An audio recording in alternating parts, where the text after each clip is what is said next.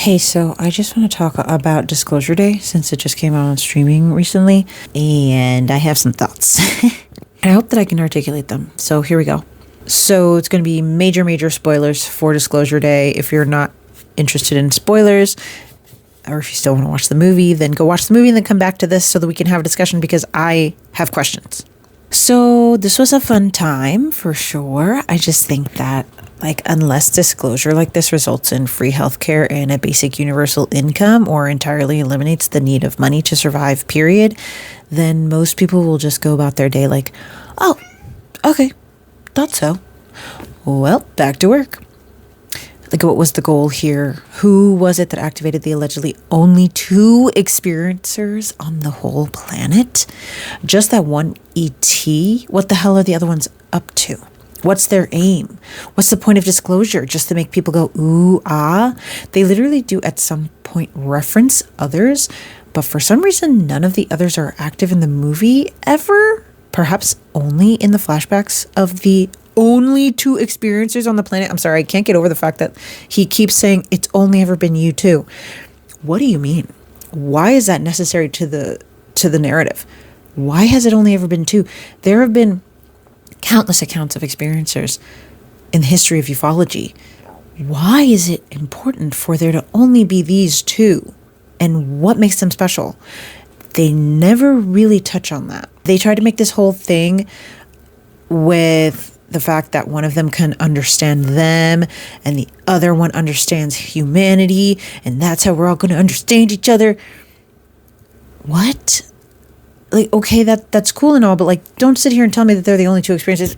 Whatever. Okay, we're going to move on.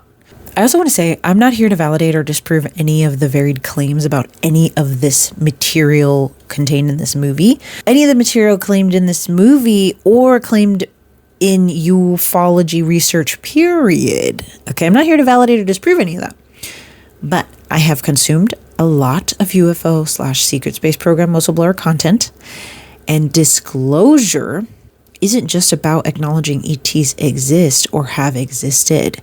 Most people can handle that conceptually. In fact, I tend to think most people assume that or are kind of like, yeah, it's possible, especially if the ETs are presented as not presently involved in Earth activities, but rather some vague presence that was here but isn't anymore. And yeah, the religion, paradigms of what we believed was possible notwithstanding, all of that is a fair conundrum to be processed. And for some people, it will be difficult, but that is not the ultimate crux. Disclosure, real disclosure, is ultimately about releasing suppressed and hidden technologies that have been suppressed and hidden specifically by the powers that be. Technologies that could better the quality of life on Earth, not just for humans, but all life, leveling the balance of power in society and making life sustainable and fulfilling for the most amount of people. That is what disclosure is. The tech presented in this movie is powerful but finite, treated more as a convenient MacGuffin than the life-saving, life-altering substance it is that could change the course of humanity's evolution. Emily Blunt's character, whose name I can't even remember, operated this little metal stick thing, and everyone's going, ooh, it's so powerful, it's so cool, but not a single person went, wow, this can be used to sustain power grids in the face of blackouts or, any number of various features that could be applicable in any given emergency situation or really just improve life on Earth, period, right? But that's not how it's treated. It's just like, oh, it's the special thing. We need to get the special thing. She can't have the special thing. Nobody needs to have the special thing. And then one of them gets burnt out. And again, they're acting like they only have 3. I mean, the government only has 3, or whoever the group was, I don't even remember, a offshoot of the government, because a couple things they really did get right, saying that, there was no need to involve the president in certain classified levels of information because after 8 years, they'd be returned to be a civilian. Love to see that. I have absolutely heard in whistleblower content that there are various levels above the president for top secret information.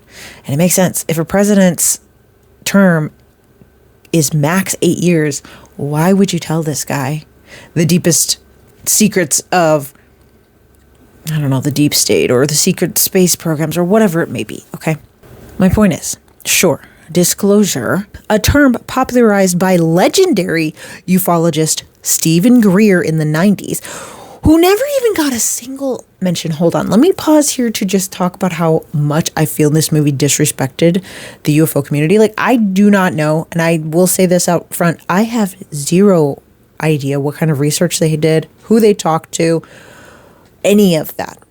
I didn't do my research on this movie, but I felt that I didn't need to, because it doesn't really matter who they talked to and what kind of research they did, because the movie doesn't get any of that across. They touched on so many things in ufology, in whistleblower circles that has been talked about. Like, they touch on remote viewing, but they don't call it remote viewing. In fact, they make it this magical, fantastical process called diving, instead of actually using the real term and talking about really what remote viewing is. They don't ever mention Stephen Greer. They don't ever mention the decades-long campaign of whistleblowers that have come out, I mean, forever, whose lives have been literally ruined because they chose to speak out. The movie has a very short scene, which in my opinion, I'm like, this is the whole point. This is the whole point. But you give me a 5-minute scene and then you never touch on any of these aspects again. It's all action and chase sequences and a crazy long train scene that just, I don't know why it had to be so long. This movie is insane. It's like, look at all these crazy flashy action scenes, but also we're talking about these things and we want to get a little deep, but then we're going to move on to more crazy flashy action scenes. Like, what is the point of this? Like, it really frustrates me, and it just feels like it's a slap in the face to so many. Again, I'm not trying to validate any of the claims in ufology, any of the claims of whistleblowers or secret space program experiences, whatever. But the fact that they exist and they have been speaking out about things and they have been ridiculed and they have been defamed and they have been threatened and some of them have been killed, like, this is actual stuff you can look up. And then they're not going to mention any of that. They literally have a scene where the guy, Hugo, I can't remember, Hugo with the glasses, he's like, we believe the experiencers, but then we don't give the world the opportunity to believe them. We just shut them down for daring to be odd. Like, literally the entire movie is like, you're allowed to be awed by the reality of aliens. That's it. You're allowed to be awed by the reality of ETs. Let's be awed together. That's literally it. In that 5-minute sequence where he mentions that, by the way, he talks about a very, very major part of disclosure, which I was about to get to.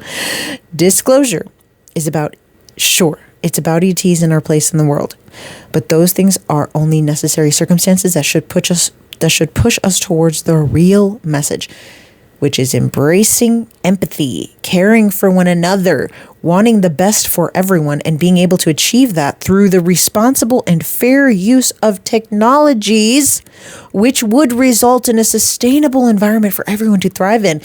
The movie was really not interested in tearing apart the idea of greed, deep greed that is just ingrained in our society at every level. The movie gives that notion a passing glance, and yet it is the heart of what disclosure has always been about. Because I'm going to be real with you, the ETs don't matter. They are a stepping stone towards technologies that are being hidden by the powers that be in our society that could literally change the face of humanity as we know it. They could change our lives in an instant, and they're being suppressed because of greed, because corporations love profit. And if there are technologies that make corporations irrelevant, they will no longer profit, and they don't want that. They want to stay on top. Okay? That was literally the entire point of Hugo's speech to whatever the Colin Firth's character. Is it Colin Firth or Colin Farrell? Crap, I just watched Sugar, so I'm confusing my Collins. The one who was in Pride and Prejudice, okay? It just makes me so mad that the movie literally gives us a passing glance. And it sounds good coming from Hugo, but the rest of the movie is not interested in dissecting that, is not interested in building upon it. Not at all. It's more like, you deserve to be wowed by the fact that aliens exist. Look at all this footage that we have of crop circles and weird movement in the skies and yada, yada, yada. By the way, tons of stuff which already has been declassified. Tons of stuff that has already been declassified, except of course for the very CGI nonsense that they spent a lot of time on, which was like torturing the alien, the extraterrestrial, which of course that is wrong. Torturing any being is messed up and it's wild. But you're not going to sit here and tell me that is what's going to change humanity, is they're going to see a video of these military dudes torturing an extraterrestrial and they're going to go, oh my gosh, we need to change our ways. Are you kidding me? People are aware of children being bombed in Southwest Asia. What is it? Southwest Asia, North Africa, aka the Middle East. People are aware of children being bombed. People are aware of starving people all around the world, and they do not give a crap. And sure, if they saw a video of someone being tortured, they would be disturbed and would probably stay with them for the rest of their lives. But tell me how it's going to change what they're doing every single day. I don't know. I'm getting so heated. I'm getting so heated about this Hollywood blockbuster that was like basically slop. It's action slop. That's it. But it's just that they hijacked the term disclosure, which has been so closely tied to the ufology and like secret, like whistleblower community, that I was like, what are they going to do with it? What are they going to do with all of the vast, complicated information that is available from the disclosure community? And what they did with it was this. I'm just a little pissed is all.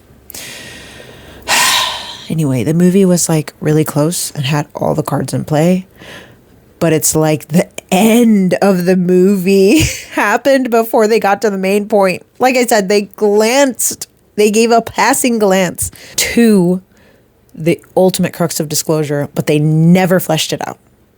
The rest of the movie was simply about being wowed. And in fact, they touched on a few things. Like I said, remote viewing they touched on. They also touched on some very specific things, like the fact that people would start seeing their deceased loved ones, and that was going to be a strange phenomenon that was going to happen to prove to people that what they were going to be saying was real. And again, mind you, the point being that there are these technologies that can change humanity, not just ETs are real. Sure, ETs are real is part of it. And here you're going to see the faces of your dead loved ones, and it's going to assist in the processing. They're here to help. They're here to ease this very strange transition. That was something that was talked about in the disclosure community.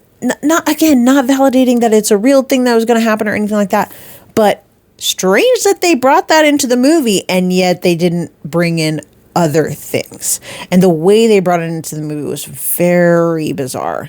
And some of it just made me so mad. Like Emily Blunt's character saying, I will not be anyone's religion. And I'm sitting here going, I agree with you, You shouldn't be anyone's religion. Why are we not? Why are you a special one? Why is the movie making you a special one when literally the remote viewing and dude, listen, there is an entire thing about the fact that humans, all humans, have innate abilities that we couldn't possibly fathom. And it's not about being special. It's not about being chosen. It's about quieting your mind, getting away from stimulation, knowing yourself deeply, deeper than you've ever known yourself, and then discovering the abilities that are inside of you. And the fact that we are constantly distracted by stimulations out the wazoo, not limited to work, entertainment, our phones, conflict. Like, and you're going to sit here and tell me that they chose these two people and this guy's like, you're the only two who it's ever been. Like, what are we doing? Like, really, the more I think about this, the more I get pissed off. And not from what I saw, but from what I didn't see. The movie ends too soon. It ends right before the entire point. Because the end of the movie, the last word is listen. Listen? Listen to what? Where are the fucking giant ships ready to provide people with clean drinking water, clean energy, food, replicators, anti-gravity cars, and terraformers? Where are those funky chairs that tap into your brainwaves and teach you entire books in a matter of minutes? Or how about the little doohickey MacGuffins? Does everybody get one of those at least? Oh, what was that? Your plan wasn't to facilitate a utopia with a highly educated and empathetic population? No? Oh, okay. Thought so. Well, back to work.